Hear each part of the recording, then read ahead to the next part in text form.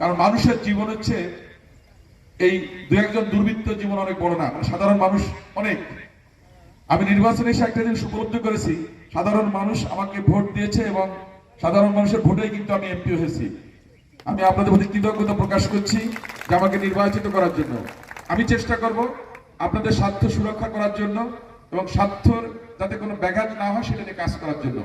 কোনো দুর্বৃত্তকে আমি প্রশ্রয় দিব না, সে যত বড় নেতা হোক, যত বড় ক্ষমতাধর ব্যক্তি হোক না কেন। আমাদের এসপি মহোদয় কিন্তু একটা গুরুত্বপূর্ণ কথা বলেছেন মাদক নিয়ে। মাদক নিয়ে কিন্তু আমার কাছে অনেক সুপারিশ আসছে ইতিমধ্যে বিভিন্ন ইস্যুতে। আমি বলেছি না, মাদক এবং নারী এই দুটো নিয়ে আমি কোনো কথা বলবো না। আমি এটার ব্যাপারে সর্বোত্তম ব্যবস্থা নিব এবং মাদকের বিরুদ্ধে কোনো টলারেন্স নাই, জিরো টলারেন্স যেটা বলা হয় আর কি। কারণ মাদক আমাদের পরিবারকে শেষ করছে, আমাদের সমাজকে শেষ করছে, আমাদের নতুন প্রজন্মকে নিচের দিকে নিয়ে যাচ্ছে।